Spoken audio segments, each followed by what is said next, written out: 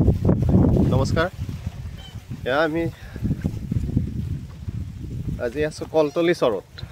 এই ৰামপুৰৰ পৰা ঘাটলৈ আহি প্ৰায় আধা কিলোমিটাৰমান নাৱেৰে আহিব লাগে আৰু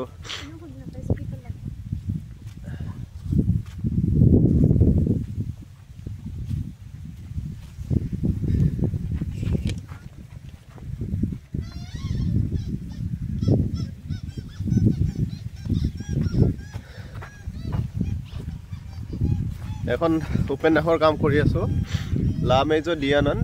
আৰু এই উপন্যাসখনৰ পটভূমি উজনি অসমৰ কেইখনমান ঠাই আছে, লগতে নামনি অসমৰ চৰ অঞ্চলো সামৰি লোৱা হৈছে।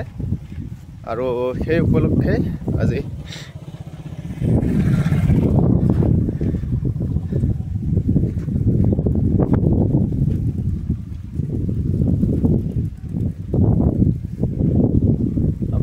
এক ধৰণৰ পৰিদৰ্শন বুলি ক'ব পাৰি আৰু পৰ্যবেক্ষণৰ কাৰণে মই আহিছোঁ এই চৰ অঞ্চলৰ ঠাইবিলাক চাবৰ কাৰণে, কেনেকুৱা পৰিৱেশ।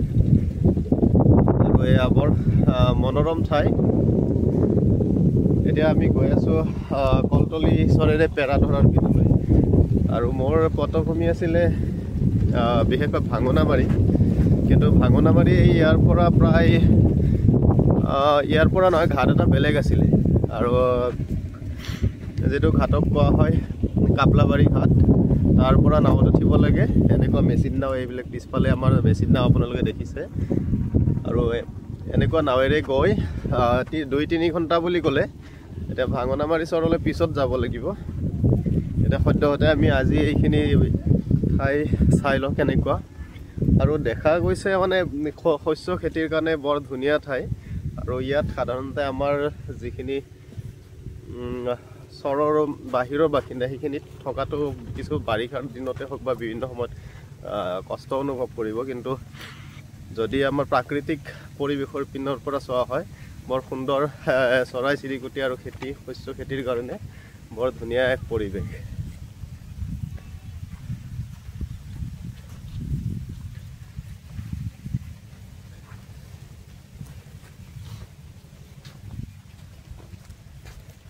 আৰু মোৰ লগত আছে মোৰ দেউতা, আছে। আমি একেলগে আহিছোঁ। আৰু সন্মুখত আছে মোৰ ভণ্টি। হাই দিলে কেনেকৈ হ'ব, এইফালে চাই দে। আমি ঘৰৰ পৰিয়ালৰ 3টি সদস্য, দেউতা, ভণ্টি, মই। আৰু ময়ে কাম কৰি আছোঁ এই উপন্যাসখনৰ লা মেজৰ দিয়ানন্দ। আৰু এই উপন্যাসখন খুব সোনকালে আহিব। আৰু তাৰে কাৰণে যে মই জেগাডোখৰত নাহিলে মই ইয়াৰ পৰিৱেশটো কেনেকৈ নিৰ্মাণ কৰিম, মানে উপন্যাসখন কেনেকৈ নিৰ্মাণ কৰিম, সেইকাৰণে জেগাবিলাক মই অলপ পৰ্যবেক্ষণ কৰি তাৰ পৰিৱেশ, শস্য খেতি কেনেকুৱা, মানুহৰ জীৱন ধাৰণৰ প্ৰক্ৰিয়াবিলাক কেনেকুৱা, সেইবিলাক জানিবৰ কাৰণে এই ঠাইখিনিলৈ আহিছোঁ। আৰু বৰ মনোৰম, মানে চাই ভাল লগা পৰিৱেশে। আৰু ইয়াত সমস্যা আছে ভালেখিনি, যিখিনি আমি গম পাওঁ। মানে এনেকৈ ধৰক কিছুমান জেগা সহায় নি থাকে, বানে প্ৰতি বছৰে সহায় নি থাকে। কিছুমান চৰ খহি আকৌ আন এঠাইলৈ গুচি যায়। তাৰপিছত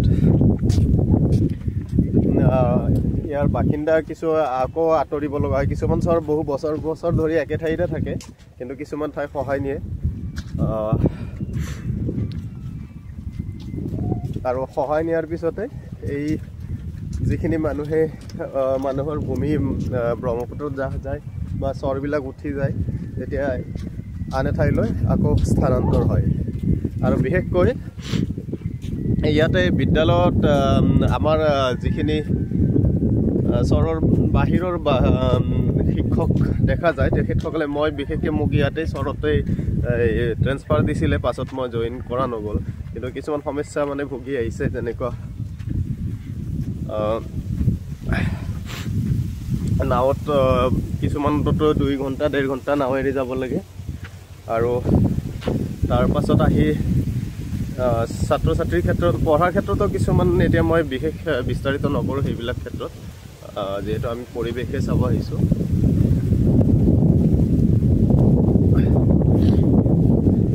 দেখিছে কি সুন্দৰ মনোৰম ঠাই আৰু পিছফালে ফাগুনৰ বতৰ এই আপোনাৰ শিমলু ফুলি আছে শিমলু পলসৰ দিন আৰু আমি ইয়াত ৰাস্তা ঘাট নাপাব আপুনি আৰু ৰাস্তা ঘাট মানে এনেকুৱা ৰাস্তাবিলাক এনেকুৱাই পাব এই পথাৰে পথাৰে মানুহৰ বাৰীৰ পিছফালেৰে কোনোবা দি এনেকৈ গৈ থাকিব লাগিব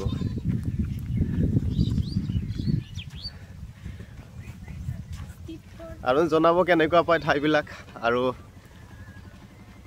আশা ৰাখিছোঁ এনেকৈ মই ইউটিউব চেনেল এটা আছে কিন্তু মই ভিডিঅ' প্ৰস্তুত কৰা হোৱা নাই ভাবিলোঁ আজি এনেকৈ যিহেতু পৰ্যবেক্ষণ কৰিব আহিছোঁ ইয়াত কিবা অলপ মই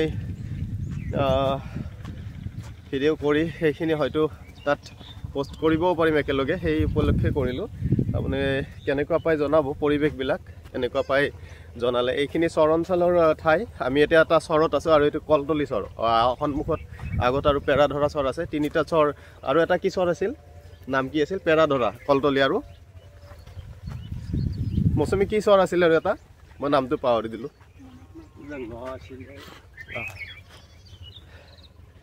খেতিৰ কাৰণে খুব মানুহখিনি কষ্ট কৰে যথেষ্ট কষ্ট কৰে আৰু ইয়াত বিশেষকৈ শস্য খেতিৰ ওপৰতে নিৰ্ভৰশীল কৃষিজীৱী আৰু পশুপালক মানুহবিলাক এনেকুৱা আৰু